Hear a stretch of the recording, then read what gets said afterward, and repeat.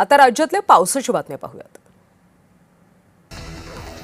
पाथर्डी शहरातल्या जुन्या बसस्थानकाच्या पुनर्बांधणीनंतर पहिल्याच हलक्या पावसात याला तळाचं स्वरूप आलं।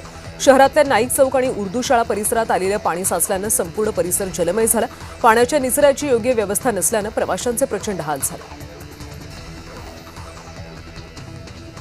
गुहागर तालुक्यातल्या पालशेत इथल्या माध्यमिक शाळेच्या इमारतीचा भाग मुसळधार पावसादरम्यान कोसळला। वेळीच सतर्कता दाखवल्यानं विद्यार्थी सुरक्षित स्थळी हलवण्यात आले। माळशिरस तालुक्यामध्ये मुसळधार पाऊस झाला। पहिल्याच पावसामध्ये रेडे गावातल्या ओढ्याला पूर आलाय। नागरिकांना सतर्क राहण्याचं आवाहन प्रशासनानं केलं।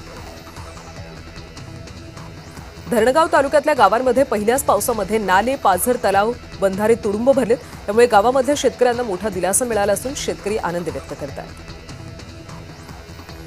श्रीरामपूर तालुक्यामध्ये वादळी पावसाचा केळी बागेला मोठा फटका बसलाय।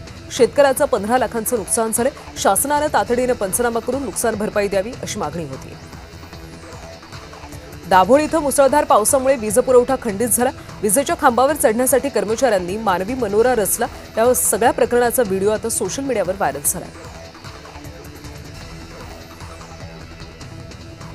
अमरावती शहरामध्ये अतिवृष्टी झाल्याने अमरावती जिल्हा सामान्य रुग्णालयात पावसाचं पाणी शिरलं होतं। त्यामुळे खासदार बळवंत वानखेडे यांनी रुग्णालयात जाऊन पाहणी करत अधिकाऱ्यांना धारेवर धरत जाब विचारला।